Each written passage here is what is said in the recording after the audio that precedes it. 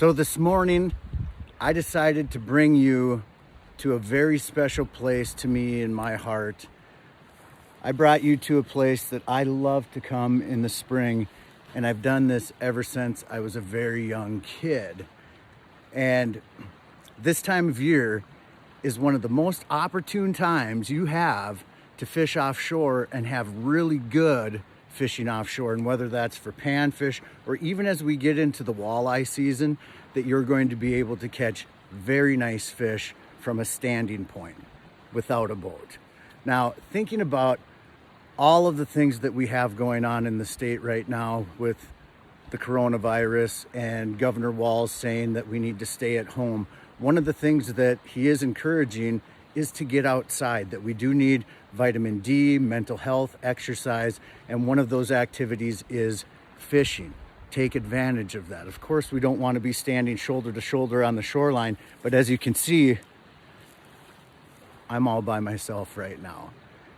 And it's really easy to do this, and I think people forget about that opportunity in the spring or any time of the year, that it's so simple that you can literally grab a handful of items from your garage and come down and catch fish. I want to show you a couple of those things. My name's Jason Durham, and I'm in my hometown right now, the metropolis of Nevis, Minnesota. That's population 360, and that's people, not thousand. It's not 360,000. It's a tiny community in northern Minnesota, and this place has been a part of my spring for my entire life.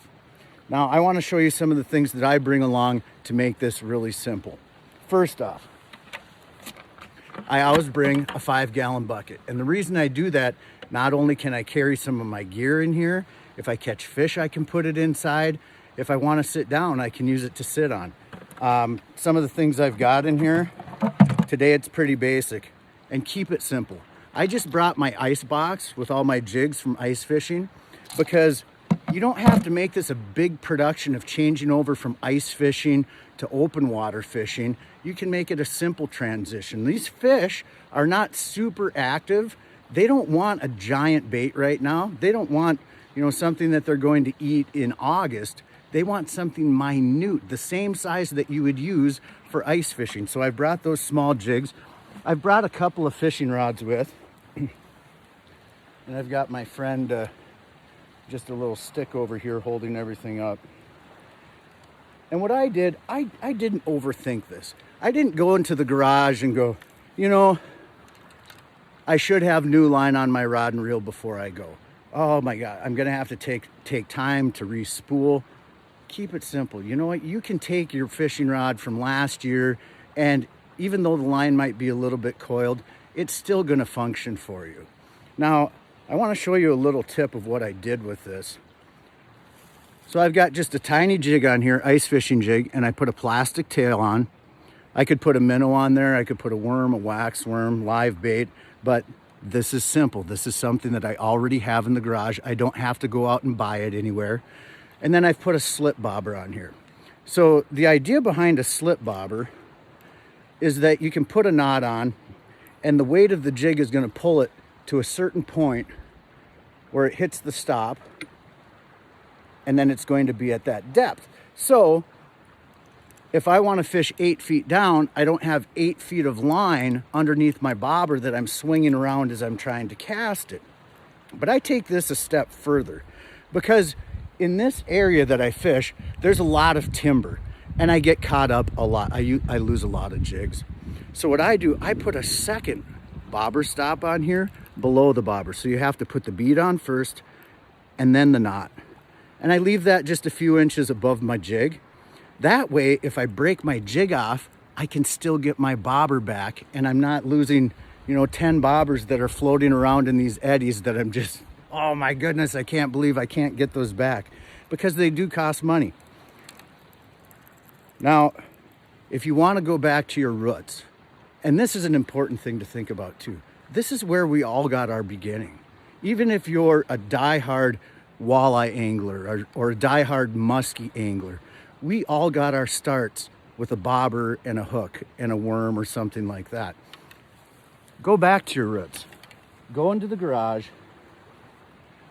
get one of your old standard push button rod and reels, and you know what? Have some fun with it. If you're going to take the kids out, this is a really easy way to start them out and get them casting. They can even practice in the yard, put something on there that doesn't have a hook on it. I mean, that's how I started, and I lived on a lake, but I'd be in the front yard casting and just simply practicing. And I've just got a little crappie jig with a tail on there, but I've got a different type of bobber on here. And this is a condensed foam, and it's got clips on it. So it's really, really simple. All you do is you push the top and the clip comes out. You slide it onto the line and then you let it clip back. What I like about this is you can cast it a long way. You can really get it out there far. And if you're a kid, kind of getting a far cast is a big thing. Like accuracy, not so much. Getting a far cast, that's a big deal. But one thing to think about, if you're taking a child out, you have the distance between the bobber and the hook that they're going to be swinging around. So you have to be careful and keep your distance and make sure that they're not next to, there's a lot of brush around here right now. So making sure that they're not getting hooked all the time and having you untangle it. The other thing is, if you're taking a child out, the shorter the rod, the better. Because if they've got one of these, 7.5 foot rods that an adult might use for panfish, they can hit anything within, 15 feet around them. So go with a short rod if you're a kid. The other thing I want you to think about is if you're not in an area like this where I'm actually at a dam where there's current coming in here, but there's also shallow water opportunities too as the ice leaves the lake that you can just wade into the water. And I've had this pair of waders for a long time. They've put a lot of hours on for me, and it's really simple to just put those on, and you can explore a lot of territory just wading into the water. But you do have to be careful about it in the spring because that water is cold, and if you step into an area that's deeper than the top of your waders, it's going to fill with water, and if there's air in there, it's going to flip you upside down, and then we have a tragedy. So we do want to exhibit safety here too. So I always suggest, if you're wearing waders, wear a PFD and not one of the waist belts. Wear one, a standard foam, or at least one of the suspender types that'll automatically inflate. The only problem with that is if you get a little too deep, they're going to inflate anyway. So just a standard life jacket is a really good safety item to have along. One other thing I brought just to consider that a lot of people forget about, and you probably have one sitting in your garage, a minnow trap. If you're going to be here on the shoreline anyway, put a rope on here, throw it out into the water, catch your own bait, and as the as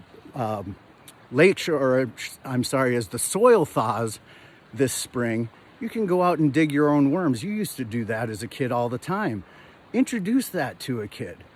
Some kids today think the only way you get worms is by going to a bait shop. And right now, with the way things are in the state of Minnesota, you can't go directly to a bait shop to buy bait. Fortunately, like for me, growing up in this tiny community of Nevis, Minnesota, by the way, home of the world's largest concrete tiger muskie statue. Everybody gets their picture taken there. Within sight of that statue, there are 2 convenience stores that are gas stations. So they can stay open within the confinements or restrictions that we have for businesses right now in the state of Minnesota. So they can remain open, but they're both tackle shops too. So you can go in there and you can get your bait, you can get your minnows, your worms, your hooks, whatever you need. But you do want to exhibit safety too. We want you to stay home. We don't want you constantly going out into the public. So if you already have it in your garage, definitely utilize that. Some of the other tools that I brought with today are just in my pockets. Let's see what I've got in there. A nail clipper. That's always going to come in handy for tying knots. I used to bite my line when I was a kid. My dentist really doesn't like me to do that. You've noticed the forceps that I've got hooked onto my jacket. Inevitably, you come out crappie fishing or trying to catch sunfish, and you're going to tangle with a northern pike, and it's going to have the hook deep. We don't want any injuries to hands, so have a tool that you can easily remove hooks. What else do I have? An extra float. You always want to have a couple extras along. And this one's special because it's got a weight below it. So again, talking about that castability, especially when it's windy, if you have a really light bobber, it's going to be hard to have accuracy. And this is just a clip style. So all you do, you push the spring down, you wrap your line around it. And a lot of people only wrap the line around one time. But then every time that you catch a fish, the float slips down to the hook. So I always say wrap the line around it twice. The only problem with this style is when you get a big fish, even though that's not your intent, when you tangle with a largemouth bass or a northern pike and it's pulling really, really hard, the pressure point is right where your line is connected to the bobber. And a lot of times that's going to pinch and it's going to break your line right there. And then you lose your hook and the float. So a slip float, like I showed you before, is a really easy and effective method to use when you're shore fishing or even when you're in the boat out in that open water season. What else do I have in my pocket? Let's see. Just a couple things. I've got some soft plastic tails. These are Mackie Plastics. It's just the brand that I prefer. And a lot of people use these for ice fishing. They're equally effective for open water fishing too, and not just in the spring. You can use them all summer long. One final thought that I want you to think about as we progress into this spring and under the restrictions that we have right now for staying at home, but still trying to get outdoors. One is to think about going back to your roots, just like I said, and going to the beginning of fishing on the shoreline with a hook and a line and a bobber. You know, bring a chair, find a Y-shaped stick and set your rod in there and watch the bobber. Enjoy some time with somebody that's along with you. The other thing, you might want to try something new that you haven't done before. In just a couple weeks, it will be the opener for the Minnesota trout season. Buy a trout stamp.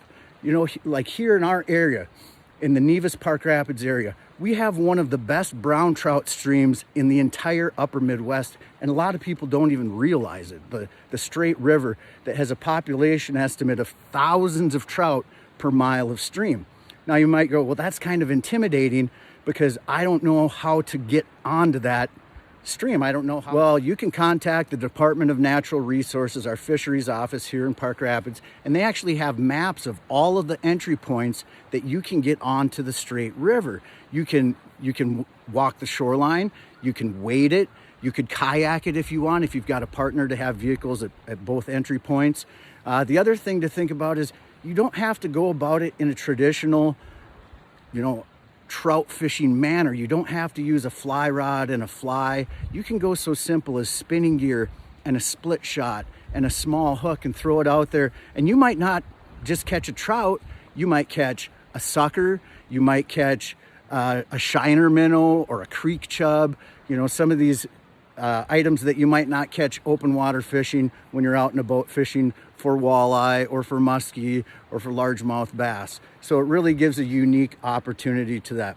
The last thing I want to touch base on is I walked down to this fishing spot that I've been to so many times in my entire life, and just within sight behind me, I count 1, 2, 3, 4, 5, 6, 7, 8 cans that are sitting here on the shoreline, and it breaks my heart. It absolutely breaks my heart. If you bring something in, pack it out. Pack it in, pack it out. It's that simple. And if you see trash sitting around, by all means, please help out our environment and protect it and take that stuff home with you. So that's my next job for this morning. Instead of fishing, I'm going to take care of this area, a place that's really dear to me and my heart. So this is Jason Durham telling you, I hope you have a safe, successful spring of fishing. Stay inside, but get outdoors.